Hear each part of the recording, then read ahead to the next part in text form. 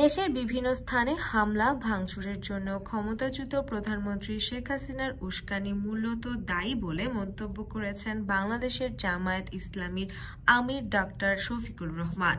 বুধবার রাত 12:15টায় নিজের ভেরিফাইড ফেসবুক পেজ থেকে দেওয়া এক স্ট্যাটাসে তিনি এসব কথা বলেন। ডক্টর শফিকুর রহমান তার স্ট্যাটাসে লিখেছেন, সার্বিক পরিস্থিতির জন্য পালিয়ে যাওয়া ফ্যাসিস্ট শেখ হাসিনার উস্কানি মূলত দায়ী।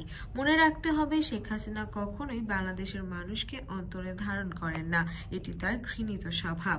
তার কিছুক্ষণ আগে একটি স্ট্যাটাস দেন তিনি, সেখানে দেশবাসীকে কোনো ধরনের উস্কানিতে পা না দিয়ে ধৈর্য ধরার আহ্বান জানিয়েছেন জামায়াতে ইসলামী আমির। সেই স্ট্যাটাসে লিখেছেন, বাংলাদেশের দেশপ্রেমিক দায়িত্বশীল নাগরিকবৃন্দের আহ্বান, কোনো উস্কানিতে পা না দিয়ে ধৈর্য ধরুন এবং প্রিয় দেশকে ভালোবাসার নমুনা প্রদর্শন করুন।